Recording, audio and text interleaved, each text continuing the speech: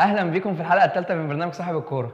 في الحلقه دي هنكلمكم عن دور المجموعات، مين المنتخبات اللي صعدت ومين المنتخبات اللي خرجت. هنكلمكم كمان عن منتخبات صغيره قدرت ان هي تحقق مفاجاه كبيره ليها في اول مشاركه ليها في بطوله اليورو. كمان هنكلمكم عن المنتخبات اللي قدرت ان هي تحرج منتخبات كبيره جدا وليها تاريخ كبير جدا في اليورو. يلا بينا نكسر الدنيا.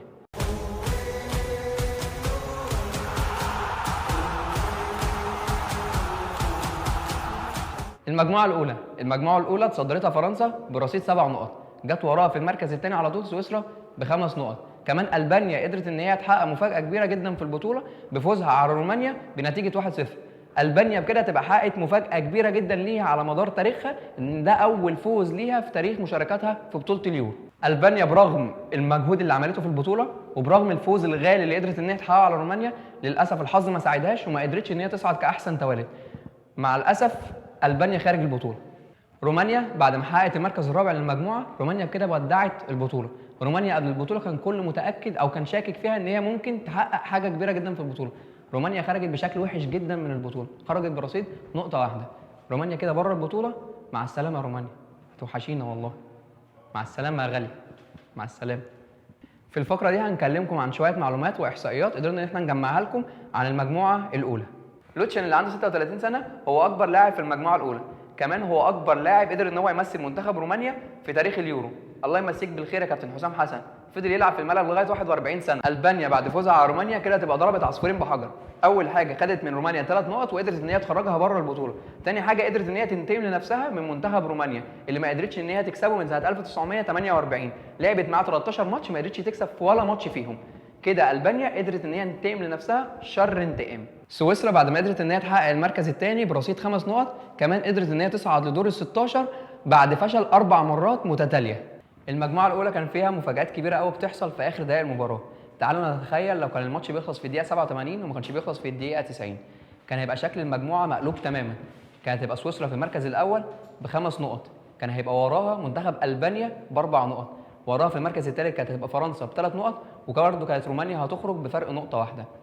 كانت فرنسا في الوقت ده كانت هتدخل في دوامه احسن توالد، والله اعلم كانوا هيختاروها ولا ما كانوش هيختاروها. ساعتها كان هيبقى جمهور صاحب الارض هيجي له خيبه كبيره جدا في منتخب بلاده. منتخب فرنسا رغم ان هو متصدر مجموعته، لكن جمهوره مش قادر ان هو يبقى واثق فيه، مش حاسس بالامان بالنسبه للمنتخب ده.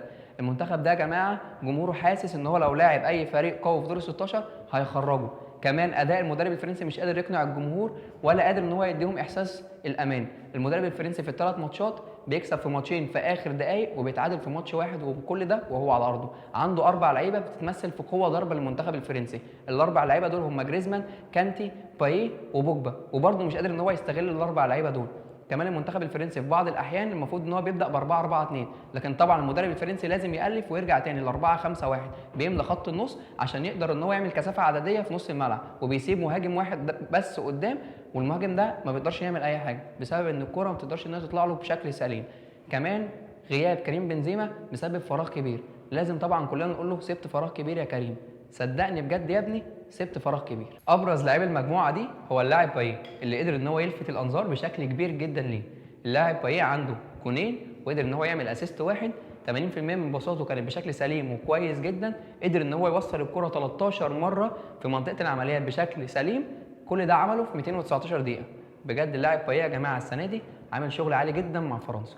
المجموعه الثانيه، المجموعه دي فيها مفاجاه كبيره جدا. المنتخب الويلزي قدر ان هو يتصدر المجموعه برصيد 6 نقط، جه وراه المنتخب الانجليزي ب5 نقط، وده كانت مفاجاه محدش طبعا متوقعها.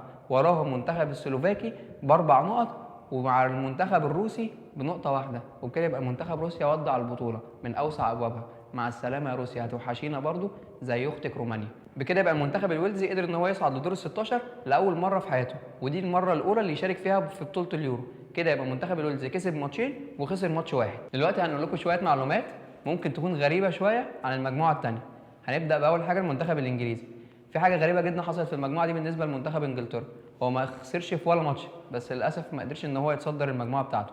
تاني حاجه منتخب روسيا، خسر كل الماتشات وكانت دي اوحش بطوله يشارك فيها منتخب روسيا، برضه ودع البطوله. تالت حاجه اقوى هجوم هو هجوم منتخب الويلزي برصيد 6 اهداف، واقوى دفاع هو دفاع منتخب انجلترا برصيد جون واحد. المنتخب الويلزي دي اول مره في تاريخه ان هو يصعد للدور الثاني في اي بطوله كبرى، كمان هو المنتخب الثاني اللي اول مره يدخل في اليورو وقدر ان هو يتصدر مجموعته بعد السويد سنه 1992. من سنه 1980 المنتخب الانجليزي تاهل 4 مرات من اصل 8 مشاركات لدور خروج المغلوب. الاربع مرات دول كانت سنه 1996 2004 2012 و2016. اللاعب الويلزي جاريث بيل قدر ان هو يكتب اسمه بحروف من ذهب في التاريخ بعد ما قدر ان هو يسجل في مرمى انجلترا من كره حره. 1-0 جاريث بيل، الاسطوره جاريث، الاسطوره بيل، وقدر ان هو يدخل التاريخ بالكره دي بعد ما سجل رونالدينيو في 2002. Ronaldinho takes and David Seaman's call off his line and Brazil take the lead.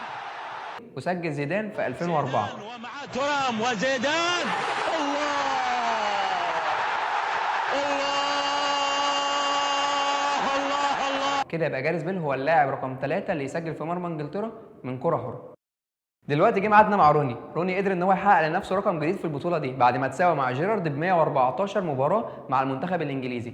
اول لاعب واكتر لاعب لعب مع المنتخب الانجليزي هو اللاعب شيلتون ب 125 مباراه، وراه ديفيد بيكهام ب 115 مباراه، والثالث اللي اتقاسم فيه روني وجيرارد ب 114 مباراه. دلوقتي جه الوقت اللي هنحلل فيه اداء المنتخب الويلزي واداء المنتخب الانجليزي باعتبارهم اشهر منتخبين في المجموعه بتاعتهم. هنبدا بالمنتخب الويلزي لان هو المتصدر مجموعته. المنتخب الويلزي حقق مفاجاه كبيره جدا بتصدره للمجموعه. كل الناس قبل المباراه وقبل ما يشوفوا المنتخب الويلزي قالوا ان هو يعتمد اعتماد كلي على جاريث بيل، وده ما حصلش. المنتخب الويلزي كانت قوته بتظهر في الاداء الجماعي اللي قدر ان هو يخلق جو وترابط كويس جدا ما بين لاعيبته. المدرب الويلزي قدر كمان ان هو يخلق ويحقق ترابط والفه ما بين اللعيبه. المنتخب الويلزي في طريقه ادائه كان بيعتمد على راس الحربه روبنسون اللي كان بيعمل محطه كويسه جدا لما كانت الكره بتتنقل لقدام. في الوقت ده كان بيساعده جاريث بيل اللي كان بيجي له بسرعته من ورا. برضه في نفس الوقت ده كان بيساعده خط النص في نقل الكره لقدام، كان بيتمثلوا في رامسي وجوني ويليامز. الجنبين بتوع المنتخب الويلزي كانوا بيعملوا شغل عالي جدا، كانوا بيضغطوا على دفاعات اي خصم وبيقدروا ان هم يرفعوا كور عرضيه كويسه جدا كان بيستفاد بيها المنتخب الويلزي بشكل كويس. المنتخب الويلزي عنده قوه ضربه في الهجوم وبصراحه هو يستحق لقب اقوى هجوم في المجموعه. المنتخب الانجليزي في الدور ده كان عنده مشاكل كتيره جدا خلت الجمهور الانجليزي ما بقاش مطمن لفرقته وما بقاش حاسس بالامان للمنتخب الانجليزي. اول مشكله واجهت المنتخب الانجليزي هو سهوله اختراق الدفاعات بتاعته. مثلا لما بيكون بيلاعب فريق وبيلعبه بابسط الطرق الهجوميه، زي مثلا لما يلعب كوره طوليه قدام، كان بتحصل مشاكل في قلبي الدفاع اللي هم بيتمثلوا في كاهل وسمولينج. كمان تاني مشكله كانت بتواجه المنتخب الانجليزي هو عدم استغلال الكرات الثابته. المنتخب الانجليزي ما بقاش عنده حد بيلعب الكرات الثابته. كنا الاول بنشوف جيرارد قبل ما يعتزل وكان قبله ديفيد بيكهام. دلوقتي المنتخب الانجليزي مثلا لما بيجي يلعب ركنيه كان بيروح راس الحربه هو اللي بيلعب الركنيه دي، مش حد من خط الوسط ولا حد عنده مهاره ان هو يرفع كره عرضيه. ثالث مشكله كانت بتواجه المنتخب الانجليزي هو صناعه الالعاب. اللاعب روني هو بيقدر ان هو ينزل نص الملعب عشان ياخد الكره وينقلها لقدام، لكن سنه دلوقتي ما بقاش بيقدر يخليه يعمل الدور اللي كان بيعمله الاول. لازم المنتخب الانجليزي يدور له على صانع العاب عشان يقدر يستغله ويقدر ان هو يوصل الكره لقدام ويقدر ان هو يحقق المكسب بشكل اسهل. المدرب الانجليزي عنده نقطه محدش لغايه دلوقتي قادر ان هو يفهمها، ازاي قادر ان هو يقعد لاعب كبير زي فاردي اللي واخد هداف ليستر سيتي في الدوري الانجليزي على دكه الاحتياطي. اللاعب ده يا جماعه لما بينزل بيكسر الدنيا. احنا نفسنا لما بيكون عندنا عماد متعب اللي هو اصلا خلاص خلص كوره بنبقى متضايقين جدا ان هو قاعد على دكه الاحتياطي. ازاي يبقى عندي لاعب زي فاردي ومقعده على دكه الاحتياطي؟ دي مشكله كبيره جدا. المنتخب الانجليزي برضه عنده مشكله اكبر من كل ده وهو عدم ثبات التشكيله. لحد دلوقتي المنتخب الانجليزي في الثلاث ماتشات ما لعبش بتشكيله ثابته.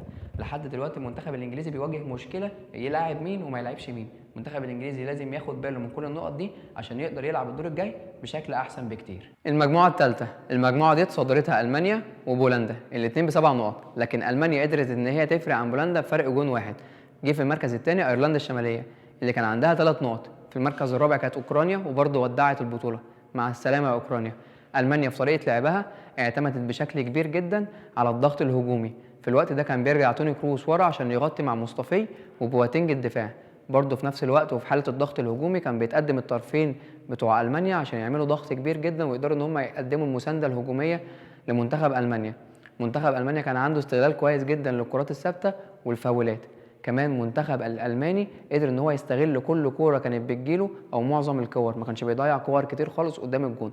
المنتخب البولندي كان بيعتمد على المرتدات وكان عنده سلاح كويس جدا ان هو استغلال الفرص. منتخب بولندا لو لعب بالشكل ده في البطوله في المرحله الجايه هيبقى شكله كويس، بس مش هنبقى ضامنين ان هو ممكن يستمر في البطوله، لان الدور الجاي هيبقى صعب جدا على كل المنتخبات. بالنسبه لايرلندا الشماليه، ايرلندا الشماليه كانت في المركز الثالث زي ما قلنا في ترتيب المجموعه. كمان ايرلندا الشماليه صعدت كاحسن توالت.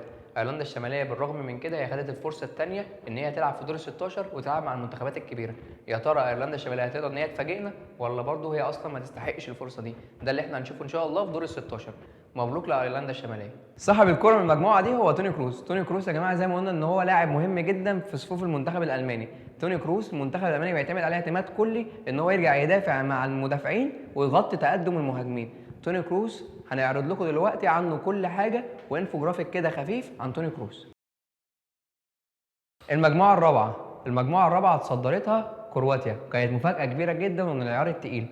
كرواتيا قدرت ان هي تكسب اسبانيا 2-1، وقدرت ان هي بالمعنى كده البلدي تلبس اسبانيا مع ايطاليا في الدور ال 16. اسبانيا جت المركز الثاني برصيد 6 نقط، اسبانيا كسبت ماتشين وخسرت ماتش، كرواتيا كسبت ماتشين وتعادلت ماتش.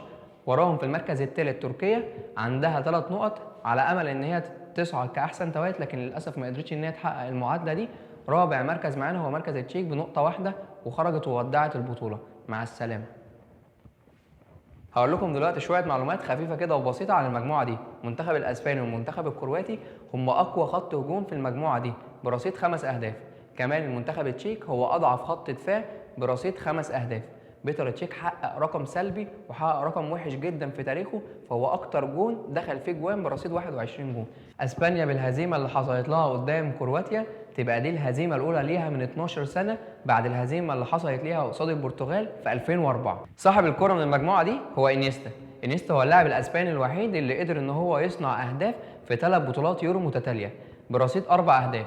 انيستا كمان قدر ان هو يلعب 270 دقيقه، قدر ان هو يعمل اسيست مره واحده، قدر كمان ان هو يوصل الكره لمنطقه العمليات 21 مره.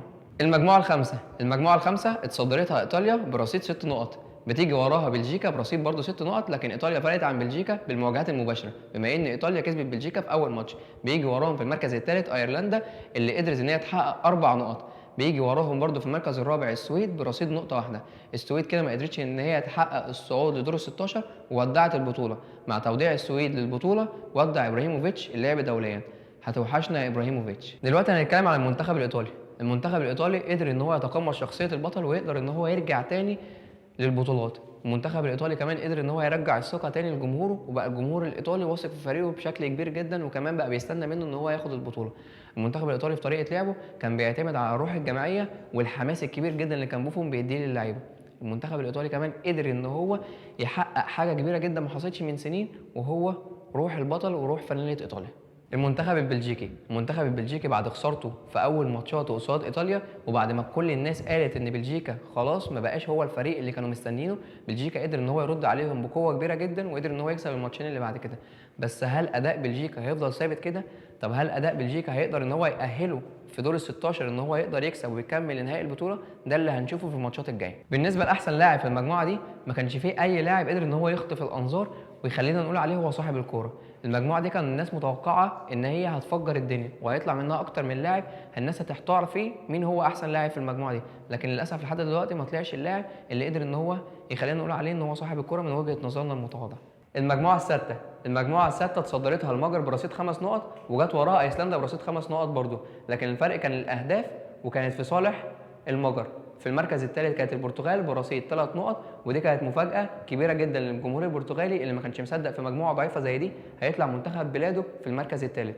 في المركز الرابع ودع البطوله هو المنتخب النمساوي برصيد نقطه واحده، وبرضه هنقول له مع السلامه.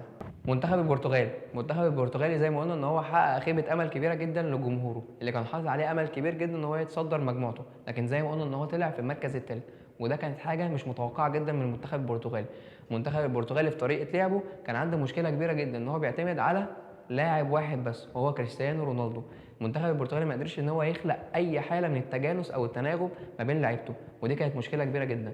المنتخب البرتغالي صعد لحسن حظه كاحسن توالت. يا ترى المنتخب البرتغالي هيقدر يستغل الفرصه دي ويثبت لنا ان هو منتخب قوي جدا وممكن ان هو ياخد البطوله، ولا للاسف الفرصه جات له بحسن حظ بس؟ صاحب الكوره بالنسبه للمجموعه دي هو طبعا بالتاكيد كان كريستيانو رونالدو. كريستيانو رونالدو اللي قدر ان هو يرجع منتخب بلاده في اللحظات الاخيره ويسجل لهم هدفين في اخر ماتش كان فاصل ليهم، كمان قدر ان هو يعمل اسيست في نفس الماتش. كريستيانو رونالدو يا جماعه شايل البرتغال على كتافه، لكن للاسف مفيش اي حد بيساعده.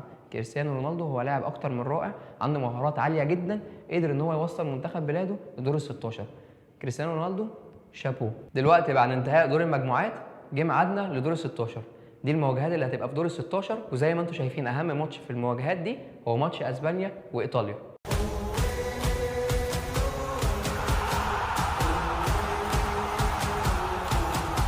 في نهايه حلقتنا يا رب نكون قدرنا ان احنا نوصل لكم شويه معلومات قدرت ان هي تفيدكم عن دور المجموعات. استنونا في الحلقه الجايه مع دور ال 16، وان شاء الله هتبقى حلقه قويه جدا. هنستنى منكم تعليقاتكم على الفيديو، وهنستنى ان انتم تعملوا لنا لايك للبيج بتاعتنا على الفيسبوك، سبسكرايب لليوتيوب تشانل، وتقدروا تتابعوا كل اخبارنا على تويتر. كان معاكم احمد عادل من برنامج صاحب الكوره. ثقه في الله الواحد، صاحب الكوره هيبقى رقم 1. سلام.